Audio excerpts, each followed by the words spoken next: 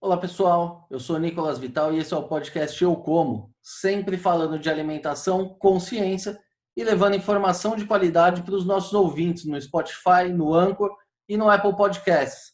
E também em vídeo no nosso canal do YouTube. Já segue a gente?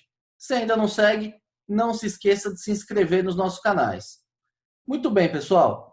Hoje nós vamos falar sobre uma fruta tipicamente brasileira, originária da Amazônia, mas que vem conquistando o mundo, o açaí.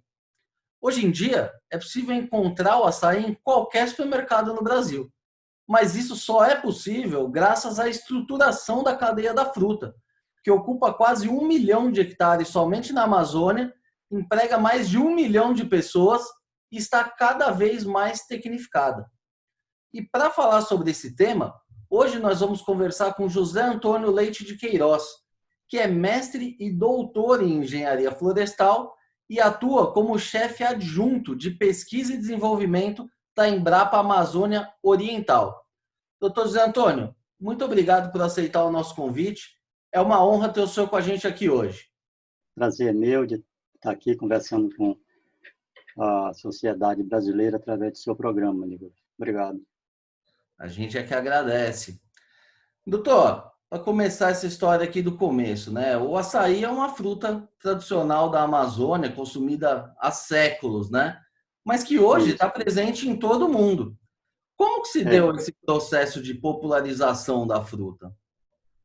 Lá no meio da década de 90, mais ou menos, passaram alguns filhos de empresário, dois filhos de empresário lá pelo Amapá, eles tinham ido ao Amapá para surfar na Pororoca, né? E eles conheceram o açaí, aquela pasta esquisita, né? Para quem não conhece, provaram, acharam interessante, mandaram uma pequena parte, uma amostra, para os Estados Unidos, para análise, né? Para ver a composição, o valor nutricional do alimento, e ficaram impressionados, né? Com o que viram. E os pais, empresários, né? Pessoas que conseguem sentir cheiro de onde tem dinheiro, de onde dá para ganhar dinheiro, né? Viram que valia a pena investir. Aí surgiu, lá no estado do Amapá, a primeira fábrica de açaí, né? Já lá no final da década de 90, de nome Sambazon, que até hoje existe, né? Foi, digamos assim, o pontapé inicial lá no estado do Amapá. Paralelamente, a Globo começou a explorar o assunto na novela Malhação, né? Beber açaí, que era energético, que fazia bem. E esse marketing sobre o açaí terminou influenciando a própria juventude paraense, os jovens, né? Que alguns já estavam perdendo o hábito de tomar açaí, que não estavam seguindo o hábito dos pais, dos avós, foram também motivados por esse trabalho de marketing da Rede Globo, e o consumo de açaí começou a aumentar. E de lá para cá, do fim da década de 90 para cá, só tem aumentado, né? Principalmente Estados Unidos, depois Japão, depois a Europa toda, todos os estados brasileiros consomem açaí hoje.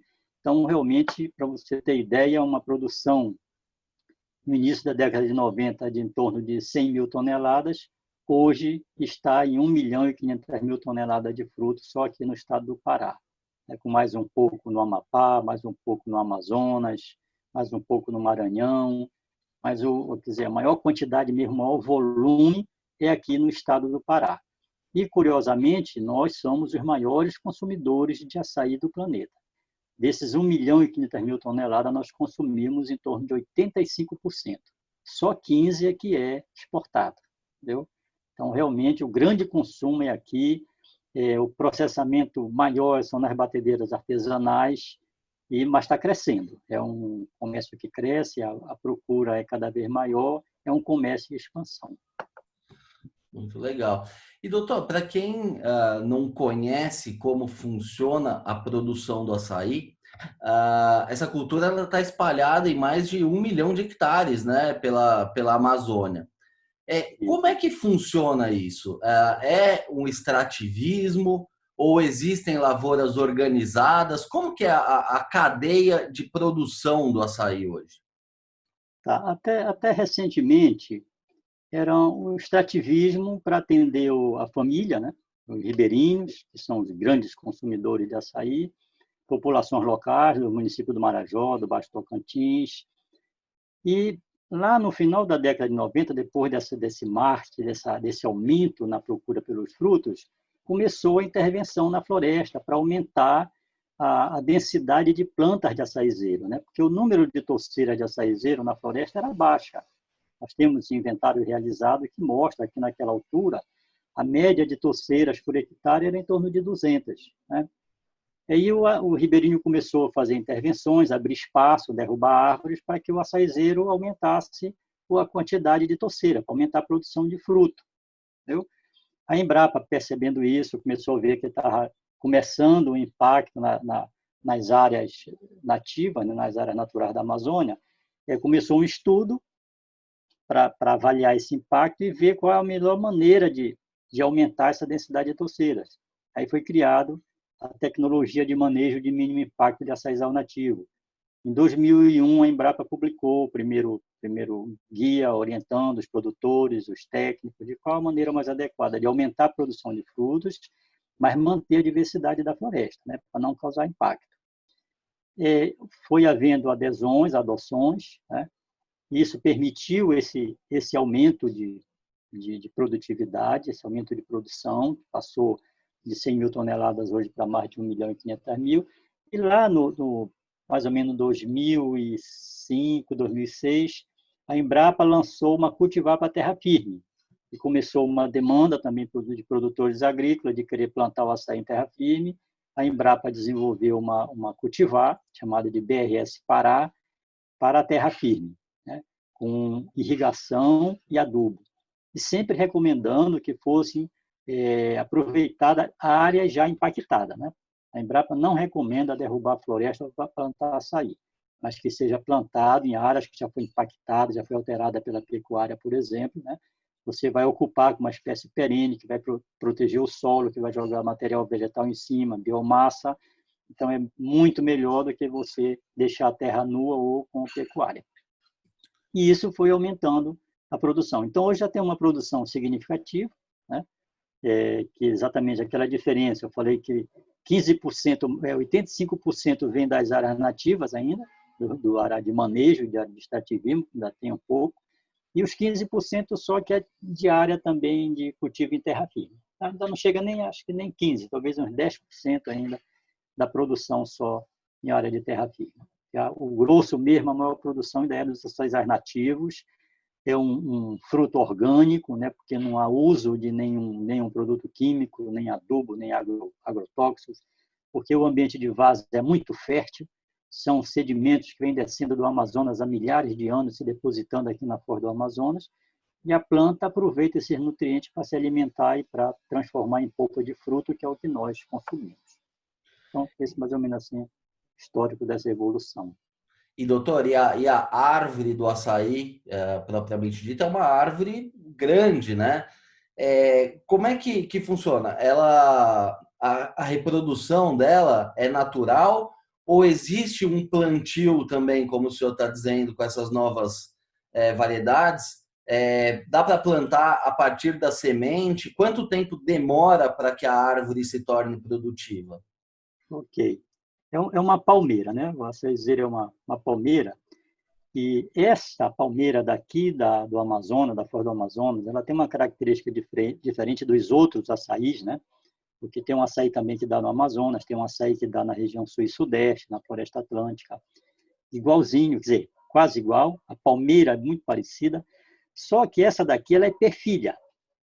Eu jogo uma semente, 22, 23 dias depois dessa semente começa a germinar, emite a radícula, né, que é o sistema radicular, a plântula, que é as folhas, vai dar origem às folhas, forma uma, aí da base dela rebrota outra, rebrota outra, e ela forma uma torceira, que às vezes chega a 20 plantas na torceira, tudo só perfilhando como se fossem galhos, mas todos eles produzindo cachos com fruto, né? Esse é o nosso Euterpe oleracea, que é o açaí daqui da Foz do Amazonas, esse que perfilha. É um açaí que habita áreas de várzea de maré, né, onde a maré entra e sai diariamente. Que o Amazonas joga, acho que isso é muito divulgado, 22% da água doce do planeta desce aqui na foz do Amazonas, né? E o Amazonas dá um empurrão no Atlântico, né? E o Atlântico empurra o Amazonas de volta. Esse empurrão, quando ele empurra, o volume da água cresce. E esse crescendo invade a terra e fica tudo inundado. Vai tudo para o fundo durante algumas horas, né? A maré passa 6 horas enchendo, 6 horas vazando. Isso ocorre 2 vezes no dia. Então, cada vez que a maré entra, leva um pouquinho de sedimento, leva uma microadubação. E isso foi se depositando nesse solo, é por isso que é um solo muito fértil. Lá perto de Manaus para cima, né, subindo o Solimões, que é o Amazonas lá em cima, também tem açaí, né? Tem municípios, Manacapuru, Maitá, que produzem açaí. E há um consumo de açaí pelas populações também desses municípios. Lá é outra espécie, é o Euterpe precatório. Ele não perfilha, é só uma planta, só uma toceira que sai do caroço e só dá uma, né? Cortou, você não tem mais açaizeiro. Aí no sul, também, Santa Catarina, Rio Grande do Sul, Itajaí, por exemplo, eu já vi plantio de açaí, consumo de açaí lá em Itajaí. É o Euterpe edulis, que antes era chamada de palmiteiro, porque as pessoas só aproveitavam para cortar para tirar o palmito.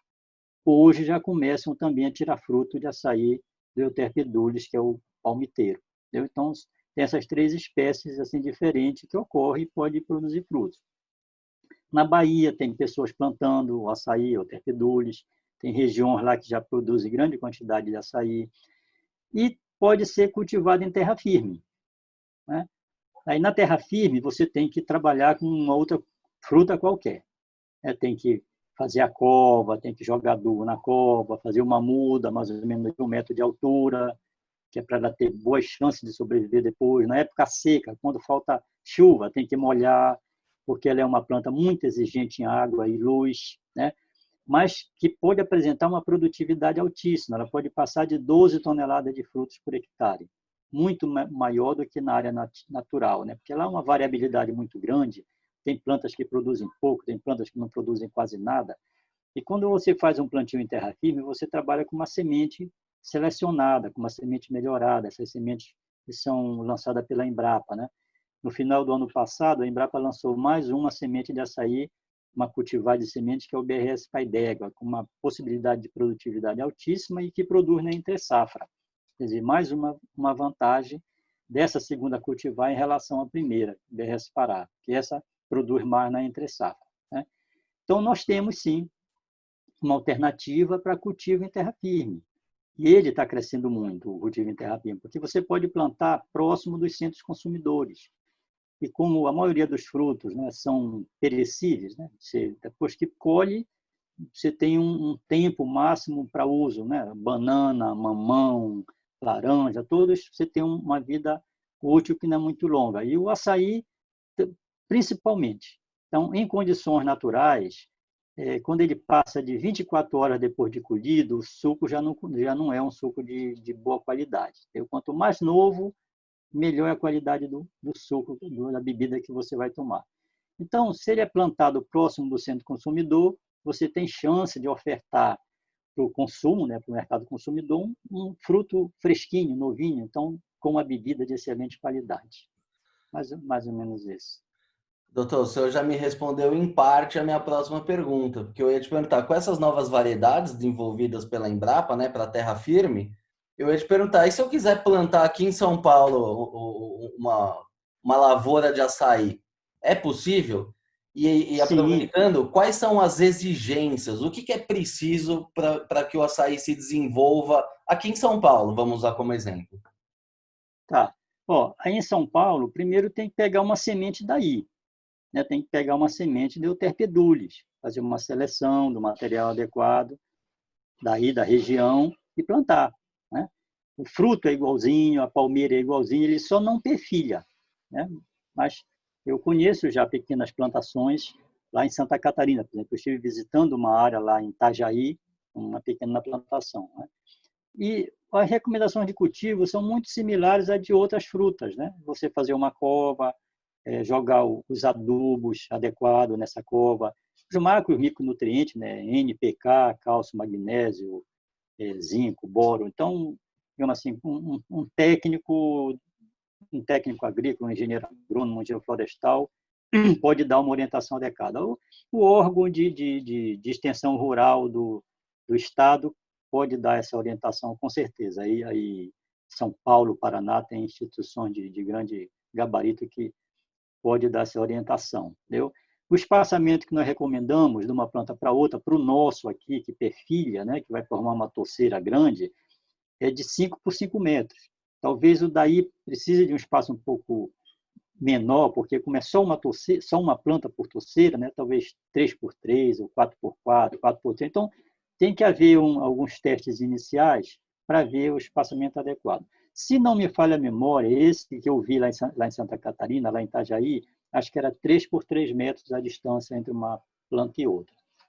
E está produzindo muito bem e dando açaí de boa qualidade lá em Itajaí. E aí o açaí é uma planta perene. Começa a produzir, ela vai produzir para sempre. Ó, claro, todo ser vivo tem um É. ciclo, né? Então, assim, nasce, cresce, desenvolve, produz e morre, né?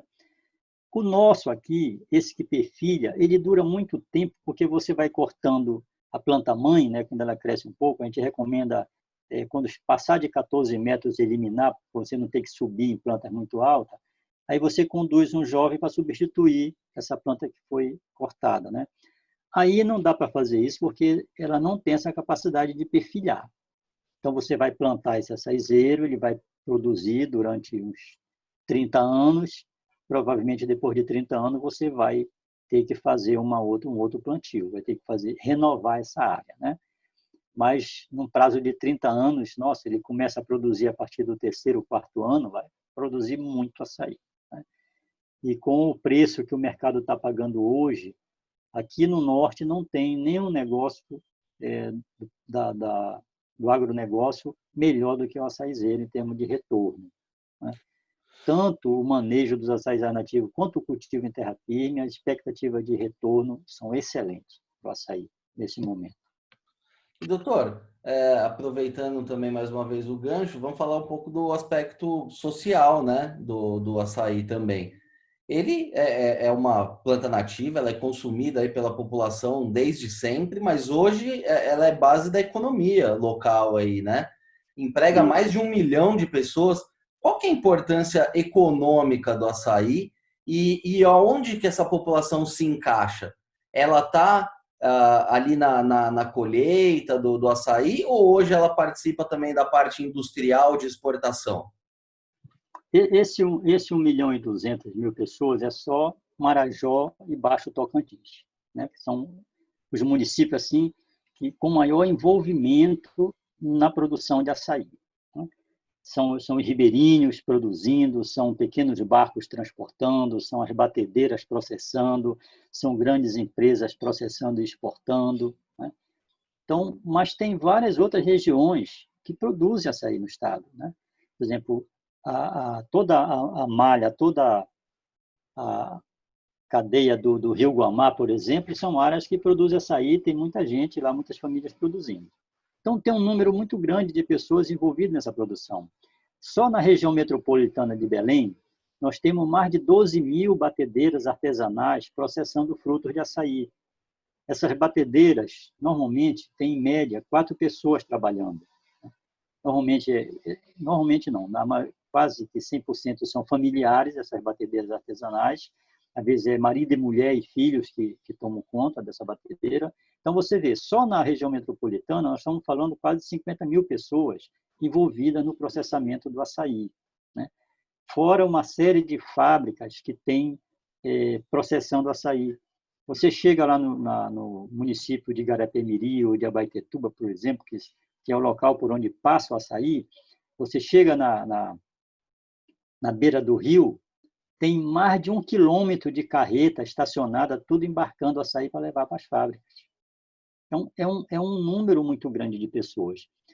Agora, esse 85% da produção que atende mercado interno, ele é muito informal. Essas 12 mil batedeiras que eu estou falando, mais de 12 mil só na região metropolitana de Belém, são todas familiares, é tudo informal. Então, digamos, o governo tem muita dificuldade de ter arrecadação tributária com base nessa produção interna, né? Mas, por outro lado, resolve um problema sério do Estado, que é da geração de ocupação, né? E a criação de empregos, que é um problema sério na região do Marajó. O açaí tem, digamos assim, diminuído o impacto dessa falta de ocupação, gerando essas oportunidades de geração de renda, de emprego. E, além disso, o fruto, a bebida, tem uma importância muito grande na segurança alimentar. As famílias ribeirinhas todas tomam açaí, e normalmente tomam açaí no almoço e no jantar. O açaí é a base da alimentação do povo dessa região. Você pode consultar qualquer bibliografia, que isso tem muito registro mostrando esse fato. Então, realmente é uma cultura hoje, uma espécie de grande importância aqui para as pessoas da região. E, doutor, ainda nessa questão econômica, o senhor disse que é uma atividade muito rentável, tá? Entre as mais rentáveis aí no norte do país. Isso não pode acabar, de alguma forma, pressionando a floresta, incentivar os ribeirinhos a converterem as matas nativas em plantação de açaí? Existe essa preocupação ou não chega a ser um problema isso, já que essa também é uma planta nativa da Amazônia? Não, tem sim, tem uma preocupação e tem um risco muito grande. Olha bem, antes o produto principal do açaizeiro era o palmito, né? Como aí no sul também, quase que foram dizimados os palmitais daí do região sul e sudeste, tirando o palmito, né? E aqui também se tirou muito palmito, só que o açaizal aqui é muito grande. A área total assim de ocorrência, né, de área de várzea, com possibilidade de ocorrência de açaizeiro, são 2.500.000 hectares. 1 milhão é a área assim, de maior ocorrência, né, que onde hoje, digamos, é o principal ponto de coleta de frutos, mais ou menos 1 milhão de hectares. Então, é muito açaizeiro. E quando começou essa pressão na floresta para aumentar a produção de frutos, foi quando a Embrapa entrou mostrando essa alternativa do manejo de mínimo impacto. Então, qual é a grande vantagem dessa tecnologia? Ela consegue mostrar para o ribeirinho que não adianta ele tirar muita floresta e deixar açaizeiro, porque a produção de frutos diminui. O açaizeiro depende das árvores madeireiras para produzir frutos. Ele tem um sistema radicular muito superficial, ele é uma palmeira, né? Tem um sistema radicular que não se aprofunda muito no chão, no solo, né? Fasciculado em cabeleira, que a gente chama, né? o tipo de sistema radicular. E a árvore tem um sistema radicular pivotante, que ela penetra profundamente no solo. As raízes da árvore vão buscar os nutrientes que estão lá nas camadas profundas do solo, vai para a folha amadurece, cai no solo, decompõe e essa comida fica disponível para o açaizeiro. O açaizeiro come essa comida e produz frutos. O ribeirinho entendeu isso rapidinho. Quando você chega aqui, reúne as pessoas e ministra um treinamento mostrando como é que se deve fazer e chamando a atenção para esse detalhe, rapidamente ele adota a tecnologia, porque ele vê que é uma questão lógica. Entendeu? E ele hoje já tem muitos exemplos de locais que ele entrou tirando todas as árvores, deixando só açaizeiro para aumentar a produção de frutos, e hoje não está produzindo nada. O açaizeiro comeu toda a comida que tinha na superfície do solo, transformou em fruto e parou de produzir. Daí a planta começa a ficar amarelada, as rebrotações novas começam a morrer, né? E ele fica desesperado e começava a procurar a Embrapa. Olha, o que está acontecendo com o meu açaizal? Ele produzia muito fruto e agora não está produzindo nada. Ele disse, não está produzindo por isso. Você tirou todas as árvores daqui e quem produzia comida para o açaizeiro agora não está produzindo. Né? Então, tem que deixar as árvores voltar, tem que diminuir a quantidade de açaizeiros, abrir espaço para as árvores para ele voltar a produzir fruto. Então, isso aí tem conciliado a questão. E um outro detalhe é a questão da polinização. Né? Todas as plantas frutíferas, para que haja produção de fruto, o ovário da flor tem que ser fecundado pelo grão de pólen, né? Então, você pega, por exemplo, maracujá, maçã, pera, uva, tudo isso tem que acontecer, né? O grão de pólen tem que ser transportado da flor masculina para o ovário da flor feminina. Aí fecunda, aí nasce o fruto se forma.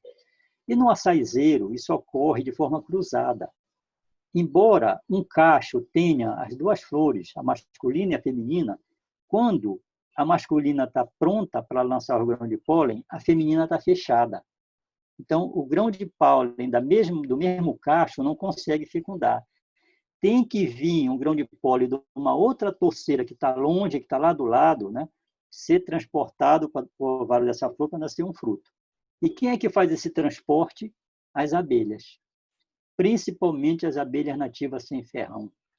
Nós temos estudo realizado agora recentemente mostrando que mais de 90% dos pólens que são carregados para formar os frutos são transportados por essas abelhas nativas da Amazônia, abelhas melipônias, né? E, além disso, a quantidade desses insetos em relação aos outros é muito grande, pelo menos 8 vezes mais abelha do que formiga, do que besouro, do que os outros. Então, existe uma dependência muito grande desses animais para que haja produção de frutos. E, curiosamente, esses animais são extremamente exigentes em diversidade florestal. Se eles chegam no local onde só tem açaí, eles começam a ir embora. Eles não gostam de tirar néctar só de um tipo de flor. Eles gostam de locais onde tem uma diversidade grande, muitas espécies diferentes, cores diferentes, cheiro diferente, entendeu? Então, isso também, quando a gente explica para o ribeirinho, ele entende rapidinho. Ele está acostumado a conviver com isso. Só faltava alguém que mostrasse isso para ele. Entendeu? Olha, está vendo esse buraquinho, isso aqui? Isso é uma casa de abelha. Porque, às vezes, são coisas bem pequenininhas, um buraco no tronco da madeira, sabe? É um galhozinho. Então, existem abelhas bem pequenininhas, por exemplo, o nome de uma é abelha mosquito, e elas têm uma importância muito grande na polinização, tá certo? Muitas produzem mel, até com quantidades razoáveis, outras pouquíssimo mel. Quer dizer, a grande importância delas mesmo é realizar a polinização, facilitar, contribuir para que haja a produção de frutos. Então, esses dois fatores contribuíram muito para que o produtor, o ribeirinho, realmente passasse a produzir sem provocar impacto na floresta. E, doutor, aproveitando o gancho das abelhas, existe o mel de açaí, igual tem o mel da laranjeira, tem o mel do açaizeiro? Ou Olha, aí, ou aí o mel não é uma atividade importante? não tem importância, né? Mas o mel das melipônias é um mel assim muito especial, entendeu? Digamos, a diferença de preço é muito grande, 3 a 4 vezes maior, porque exatamente como é um mel que ele é formado a partir da mistura de néctar de muitas flores diferentes, né? Então, ele é um mel supervalorizado. O que a gente estimula a família é que eles produzam para o consumo, sabe? Assim, que não haja uma grande preocupação com a produção de mel para comercialização.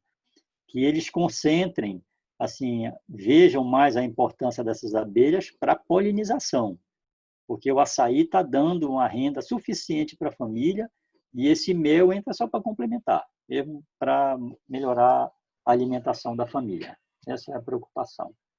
E, doutor, uma dúvida que surgiu agora, como que funciona a questão fundiária aí na região? Porque, enfim, o senhor falou que tem mais de 1 milhão de hectares sendo explorados, né, para o açaí, mas essa terra é dos próprios produtores ou eles entram na mata? Como é que funciona essa questão fundiária?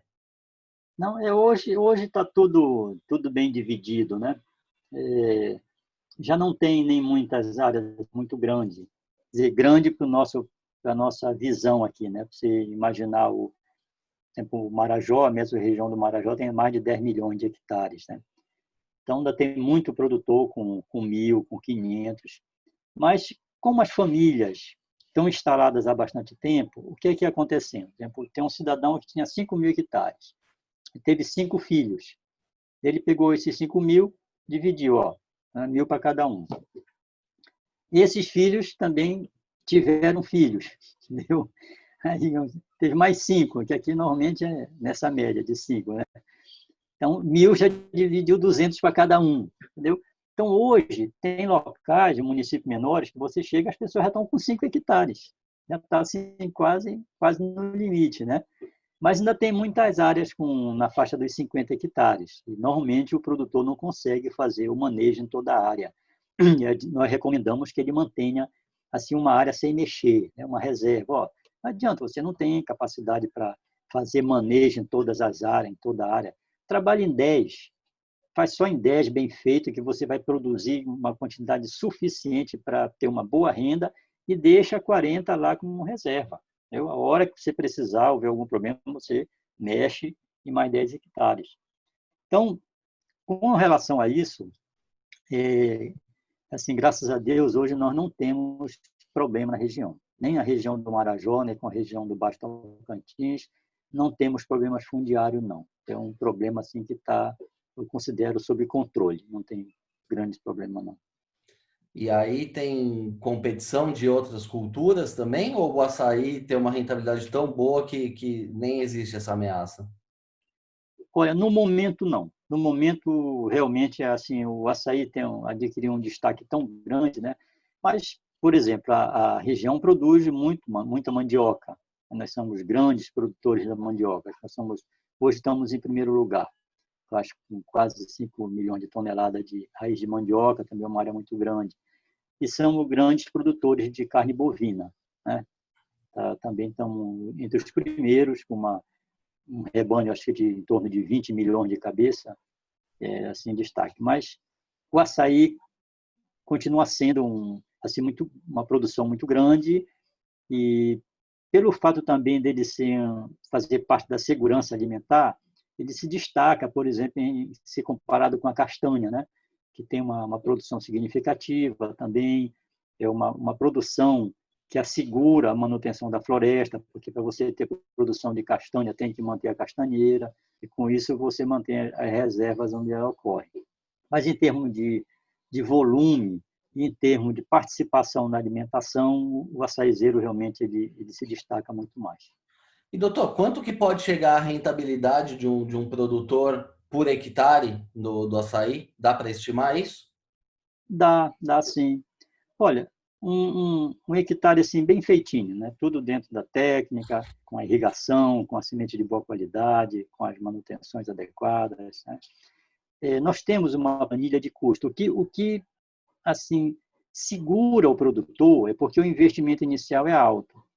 Então você precisa ter entre 15 e 20 mil reais para investir por hectare, para manter a área irrigada, né, durante 4 anos. Quer dizer, quando você completar 4 anos, você gastou em torno de 20 mil reais e você vai começar a ter o retorno. Só que o retorno, a partir daí, é muito alto. Se você produzir 10 toneladas, que digamos, a gente considera que é um mínimo que dá para produzir, né? Isso dá para passar muito mais do que isso. A gente não cria assim, muitas expectativas, né? Porque depois alguma coisa não dar certo, às vezes o produtor não segue todas as recomendações, mas, digamos assim, 10 toneladas seria o mínimo. Hoje, a lata do açaí com 14 quilos de frutos, no período assim que o fruto vai dar mais baixo, que é no período de pico de safra, chega em torno de 20 reais a lata. Entendeu? Então, dá, digamos, R$ 1,50 o quilo do fruto.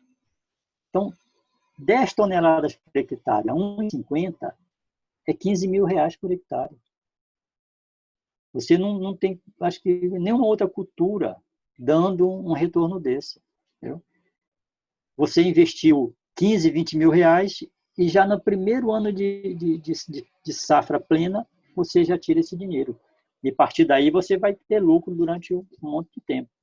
E quase todas as pessoas que têm área de açaí plantada, nossa, estão com risco desse tamanho, né? Estão rindo para as paredes, que realmente estão tendo um retorno muito bom, retorno muito que está compensando o investimento que foi feito. A gente não vê ninguém reclamando, pessoas que plantaram açaí. Legal. E doutor, falando um pouquinho agora do trabalho que vocês desenvolvem aí na Embrapa, né, ligado ao açaí. O senhor disse do açaí de terra firme, né, que já foi lançado, já vem sendo utilizado aí com sucesso. Que mais que vocês vêm trabalhando relacionado ao açaí? O que a gente pode esperar aí de melhoria da cultura nos próximos anos? Olha, nós continuamos as pesquisas, né, para melhorar o sistema de produção. A Embrapa está sempre procurando atingir níveis melhor de qualidade naquilo que faz, né? Não demora, nós vamos ter outra cultivar, eu com outros ganhos, né, com mais menos exigência em água, processamento, forma de transporte, forma de colheita. A colheita ainda é manual, né? As pessoas sobem na palmeira. Já tem algumas varas assim quase semi-mecanizadas que colhe o açaí. Nós também estamos tentando equipamento mais avançado, com menos esforço para o produtor para colher esses frutos, né? E forma de conservar também, né? Porque quando nós lançamos essa cultivar BRS Paidega no mercado, nós procuramos lançar uma cultivar que atendesse à demanda de mercado. Frutos pequenos, porque dá uma produção maior de polpa, né, um melhor rendimento de polpa, de cor vermelha, porque há uma variabilidade muito grande ainda na cor do fruto, vai desde do verde até o vermelho intenso, cinza, cinza claro, cinza escuro, e quanto mais vermelho, maior o teor de antocianina, que é exatamente o elemento funcional, né, que, digamos assim, é o que a grande propaganda sobre o açaí como alimento, é exatamente o fato de ele ser um alimento funcional. E o elemento responsável por isso é a antocianina. Então, essa cultivar que foi lançada, a BR Spaidega, ela tem um alto teor de antocianina. E a gente vai continua trabalhando, pesquisando para encontrar cultivares de melhor qualidade. E aí, essa questão nutricional, quais são os outros propriedades do açaí que a gente pode destacar também? Olha, o açaí ele tem um alto teor de gordura é, insaturada, né? Que são a gordura boa, inclusive queima colesterol, tem ácidos graxos, além da antocianina, e tem quase todos os minerais, né? Se você pegar uma análise bromatológica lá do açaí, mostrando quais os elementos componentes, ele tem cálcio, ferro, fósforo, potássio, magnésio, zinco, né? Quase tudo que você imagina de minerais tem no açaí. Ou seja, é um alimento de excelente qualidade, né? Algumas pessoas, às vezes, dizem que o açaí engorda. Não, o açaí não engorda, né? O problema é o nosso hábito de tomar açaí. Aí você toma açaí, coloca farinha, né? Que é grande quantidade de carboidrato, de amido, coloca açúcar, né? Mais carboidrato. E, às vezes, quando não coloca açúcar, come com charque assado na brasa, né? Então, na realidade, o que engorda são esses acompanhamentos, porque o açaí em si, não. A bebida, nossa senhora, é um excelente alimento, bem equilibrado e que faz bem. Muito bem. Bom, doutor, essa conversa aqui está ótima, mas felizmente o nosso tempo está chegando ao fim já. Para a gente concluir aqui, existe espaço ainda para o crescimento do açaí, tanto no mercado brasileiro quanto no exterior? E se sim, a produção brasileira dá conta de atender esse crescimento? Olha, nós temos essa área de 1 milhão de hectares, que é a área de ocorrência, né? Assim, mais densa do açaizeiro. Nós estamos produzindo 1,5 milhão de toneladas. Quer dizer, muito fruto, ainda deixa de ser colhido. E a produção nesse ambiente nativo, sem manejo, é entre 1 tonelada e 2 por hectare, que é mais ou menos o que nós ainda estamos produzindo hoje. Entendeu?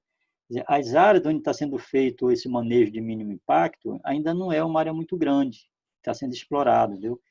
Muito açaí ainda sai só de forma extrativa mesmo, né? Com a atividade de manejo, essa produção pode chegar a 6 toneladas por hectare. Então, nós poderíamos, digamos assim, triplicar essa produção hoje. E se a pressão do mercado aumentar, vai haver trabalhos de manejo, né, para intensificar o trabalho de manejo. As instituições estaduais estão muito voltadas para essa questão. O governador do estado ele tem programas voltados para o açaizeiro. O governo federal também tem programa voltado. Nós estamos com um projeto que nós estamos executando desde 2016, treinamos quase todos os técnicos da extensão rural, do estado, do município todinho dessa região, em manejo de mínimo impacto, com recursos do Fundo Global para o Meio Ambiente, que é o GEF. E quem coordenou a execução desse recurso foi o PNUD, o Programa das Nações Unidas para o Desenvolvimento. Então, é uma parceria Embrapa, PNUD e GEF, que nós estamos trabalhando desde 2016, já prevendo esse aumento da demanda para que consiga ofertar esse fruto explorado de forma inteligente, de forma equilibrada para evitar impactos na floresta. E o projeto continua, a comunidade europeia achou muito interessante o projeto, vamos passar por uma segunda fase agora em 2001, com mais 4 anos de duração do projeto. Então, a gente espera melhorar mais ainda esse trabalho de capacitação do manejo de mínimo impacto, para que a floresta continue produzindo de forma equilibrada, com sustentabilidade. Esse é o objetivo principal da instituição. É isso aí. Doutor, muito obrigado mais uma vez pela entrevista. Foi uma verdadeira aula aqui para mim e certeza também para os nossos ouvintes. Obrigado mais uma vez. Nós é que agradecemos. A Embrapa está sempre à disposição da sociedade, dos órgãos de comunicação, para esclarecer a sociedade. Isso aí. Muito bem, pessoal. Essa edição do podcast Eu Como vai ficando por aqui. Se gostou da entrevista, não se esqueça de seguir os nossos canais no YouTube, no Spotify ou na sua plataforma de streaming favorita. Aproveite e siga também no Facebook e no Instagram. Lembrando que esse podcast tem o patrocínio da Crop Life Brasil e volta com a sua programação normal na próxima sexta-feira. Por hoje é isso e até a próxima.